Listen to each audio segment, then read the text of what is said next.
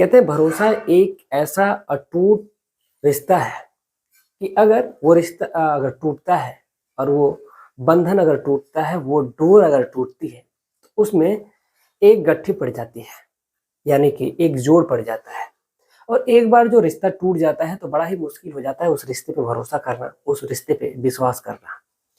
आज की जो सच्ची घटना है इसी भरोसे और रिश्ते पर टिकी हुई है।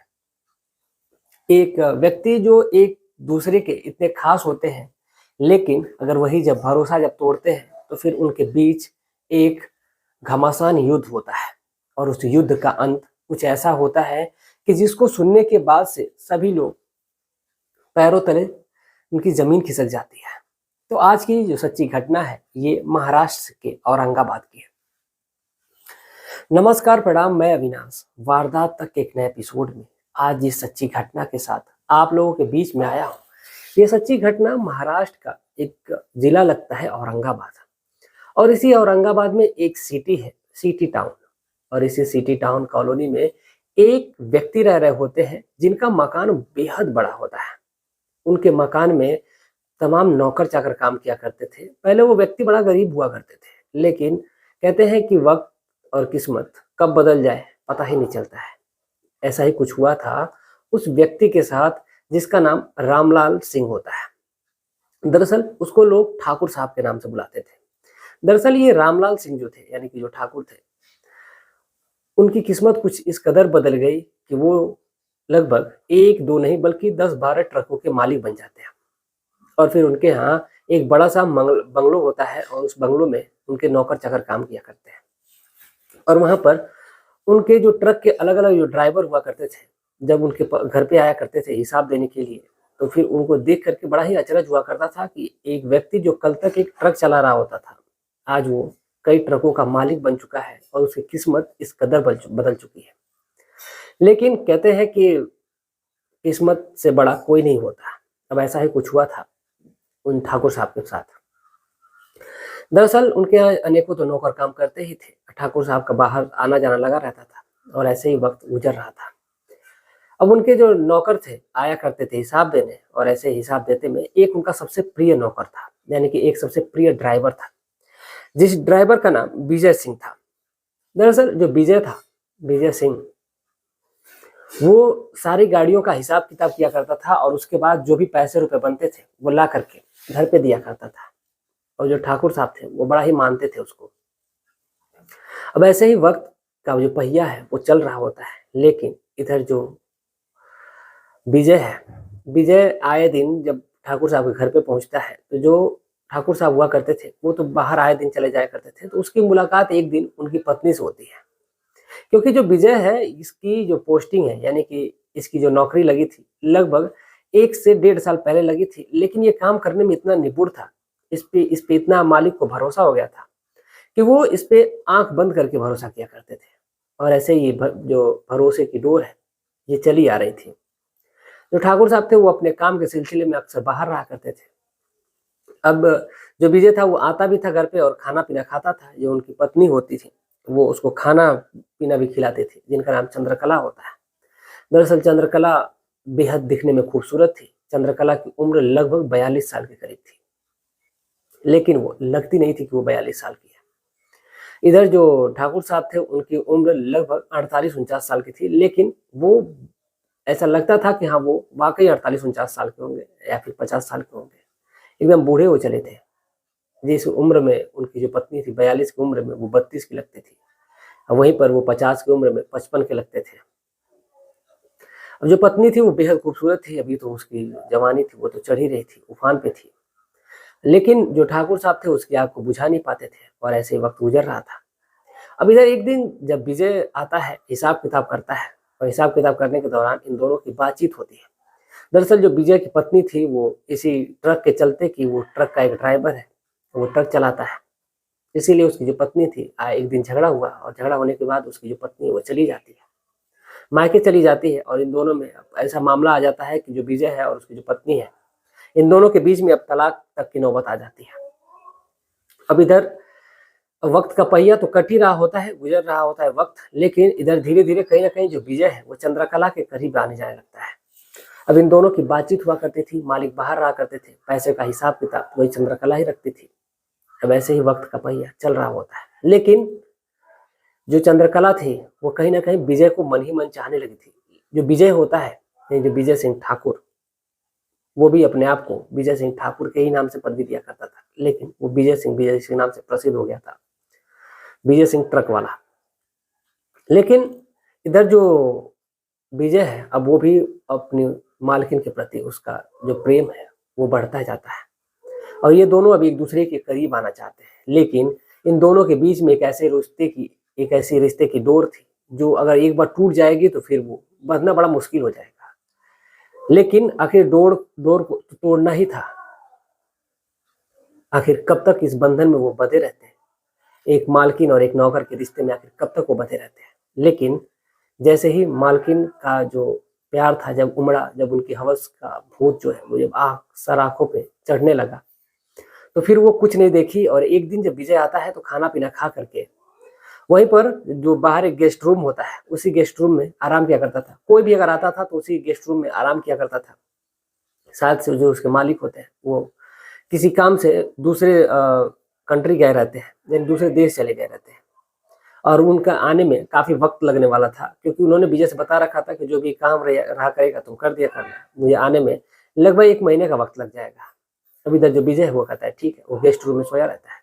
इतने में जो उसकी मालकिन यानी कि जो चंद्रकला है, जब वो अंदर आती है कमरे में और आकर के वहीं पर बैठ करके बातचीत करने लगती है। इन दोनों के जो पहले से मेल मिलाप थे वो तो थे ही। अब जो विजय था उस दिन उसके सिर में दर्द हो रहा था, और वो अपने सिर को पकड़ करके बैठा हुआ था, दर्द की दवा भी लेकर के मालकिन से ही खाया था। लेकिन जो उसकी मालकिन वो कहती है कि लाइए मैं आपके सिर में तेल डाल देती हूँ। इस पर कहता है वो कि नहीं मालकिन, आप ऐसा ना करें, मैं इस कर्ज को कभी अदा ही नहीं कर पाऊंगा। तो इस पर जो चंद्रकला होती है वो कहती है कि ये जो कर्ज है वो तुम कभी अदा कर ही दोगे। अब उसके सिर में तेल से मालिश कर रही होती है, और मालिश करते करते अब जो महिला होती है तो कहीं ना कहीं उसके करीब आने लगती है, और करीब आते आते ये एक दूसरे को किस करने लगते हैं, और उसके बाद यहीं से ये सिलसिला शुरू हो जाता है।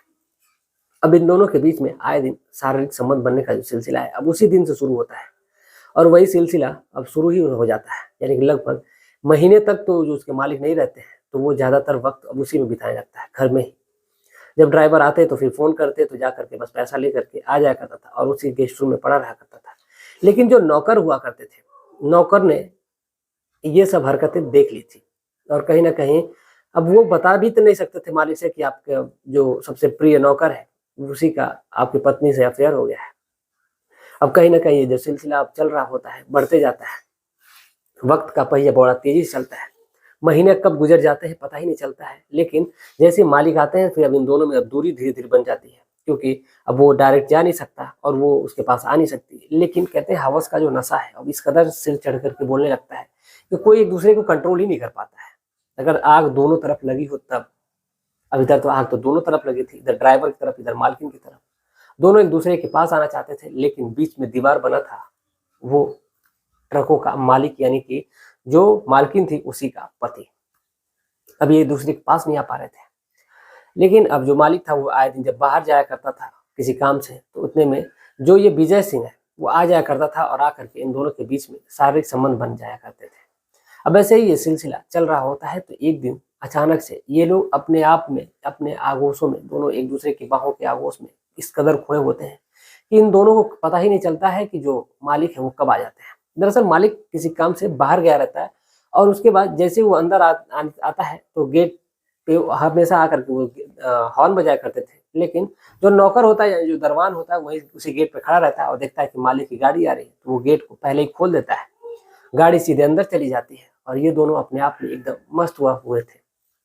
ये जाते हैं दरवाजा खोलते हैं, उसके बाद सीधा जब अंदर जाते हैं तो फिर अपने भाई कोई भी पति अगर आएगा तो अपने कमरे में ही जाएगा, तो अपने कमरे में तो जाता है, लेकिन वहां पर वो अपनी पत्नी को नहीं पाता है। जैसे अपनी पत्नी को नहीं पाता है तो फिर सोचता है कि वो गई कहाँ, तो फिर वो सीधे गेस्ट रूम होता है, अब उस रूम की तरफ जाता है, लेकिन तब तक देखता है कि उधर से आवाज आ रही है कुछ अजीब किस्म की।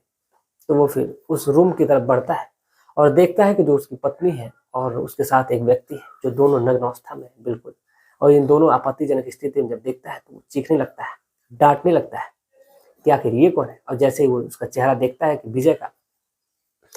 विजय पर वो टूट पड़ता है और उसको मारने पीटने लगता है। लेकिन अब उस दिन तो मारने पीटने के बाद जो विजय है वहां से चला जाता है। अब इन दोनों के फोन पे बातचीत होती है, कहते हैं कि अब मामला ऐसे नहीं रुक सिलटेगा। कुछ वक्त गुजरता है, गुजरने के बाद वो जो व्यक्ति होता है यानी कि जो विजय और उसकी जो मालकिन थी यानी चंद्रकला, अब इन दोनों ने एक बड़ा ही खौफनाक षड्यंत्र रचा और ये कहा कि उसको रास्ते से हटा देना चाहिए अगर हम लोग एक साथ रहे तो, क्योंकि जब तक वो व्यक्ति जिंदा रहेगा तो फिर हम लोग एक नहीं रह पाएंगे। अब इसी प्लान के तहत एक दिन रात के वक्त जो विजय है वो बोलता है, फोन करता है अपने मालिक को, कहता है कि यहाँ पर कुछ एक ट्रक है जिसका टायर ब्लास्ट हो चुका है और आपको आना पड़ेगा। तो इस पर जो मालिक होते हैं वो कहते हैं कि एक काम करो कि जो काम है तुम देख लो। लेकिन जो विजय होता है वो कहता है कि इसको पुलिस ने भी पकड़ा है और ट्रक भी ब्लास्ट हुआ है, तो आपको ही आना पड़ेगा, क्योंकि ये कह रहे हैं कि जब तक मालिक नहीं आएंगे और पैसे का हिसाब किताब बड़ा लंबा मांग रहे हैं। तो इस पर जो ठाकुर साहब होते हैं वो कहते हैं कि ठीक है। अब उसके बाद वो चले आते हैं, क्योंकि उन्होंने उस दिन उसको कुछ नहीं बोला था, बस डांटा फटकारा था और उसने कहा था कि वो सुधरने का मौका दिया था कि अगर सुधर जाओ तो बेहतर है। अब जैसे ही वो वहां पर पहुंचते हैं तो पहुंचने के वक्त जो एक जो ट्रक होता है वो तो वहीं पर खड़ा ही होता है। जब वहीं पर पहुंचते हैं तो पीछे से जो उनकी पत्नी थी वो भी वहीं उसी पर पहुंचती है और उसके बाद ये दोनों उसकी पत्नी यानी चंद्रकला, मालकिन और नौकर ने मिल करके फिर उनकी हत्या कर दी। और जैसे ही हत्या करते वहां से उस बॉडी को ठिकाने लगा देते हैं। ऐसा लग रहा था कि कार का किसी ने एक्सीडेंट कर दिया हो और वो वहीं उसी में मर गए हो। कार को बहुत दूरी पर ले जाकर के ऐसा किया गया था। उसके बाद सभी लोग अपने अपने घर चले जाते हैं। अगले दिन जब ये बात पुलिस थाने में पहुंचती है कि यहाँ पर किसी का मर्डर हो गया है, तो फिर पुलिस उस बॉडी का पोस्टमार्टम करवाती है। तो फिर पोस्टमार्टम करने के बाद से बड़ा ही लंबा खुलासा होता है। दरअसल इधर बॉडी को पोस्टमार्टम के लिए भेजा जाता है तो फिर पूछा जाता है कि आखिर ये बॉडी है किसकी। तो फिर पता चलता है कि ये जो बॉडी है किसी और की नहीं बल्कि यहाँ का जो सबसे रईस आदमी है ये उसकी बॉडी है। तो फिर पुलिस उसके घर पे पहुंचती है और उसकी पत्नी को जब ये बात बताती है कि आपके पति का एक्सीडेंट हुआ है, तो जो पत्नी है वो दहाड़े मार करके रोने लगती है और कहती है कि आखिर ऐसे कैसे हो गया। अब वो बिल्कुल सही थे, शाम को तो ही गए थे। जैसे पुलिस को कहीं ना कहीं अब किसी न किसी पे अब तो शक तो होना ही था, लेकिन जब पोस्टमार्टम की रिपोर्ट आती है तो फिर उसमें बड़ा ही चौंकाने वाला खुलासा होता है। दरअसल उसमें ये होता है कि उस व्यक्ति का किसी ने कार की वजह से नहीं, टक्कर की वजह से नहीं उसकी मौत हुई थी, बल्कि उसकी किसी ने हत्या करी है। अब जैसे ही इस बात की जानकारी पुलिस को लगती है कि उसकी किसी ने हत्या कर दी है, तो वो पुलिस बड़ा ही शौक में हो जाती है, बड़ा ही अचरज में हो जाती है कि आखिर ऐसा कैसे हो सकता है। पुलिस उसकी पत्नी से पूछताछ करती है, लेकिन उसकी पूछताछ में कोई भी खुलासा नहीं होता है। अब इधर जो पुलिस है अलग अलग नौकरों को बुलाती है और उनसे पूछताछ करती है। तो फिर उन्होंने एक नौकर ने बड़ा ही सादगी के साथ कह दिया कि अगर इसके पीछे अगर कोई हो सकता है तो वो कोई और नहीं बल्कि जो एक विजय है, जो उनके बड़ा ही करीबी है और इनका और उनकी पत्नी का, साहब की पत्नी का, दोनों का अफेयर है। और इसीलिए एक दिन इन लोगों के बीच में झगड़े भी हुए थे।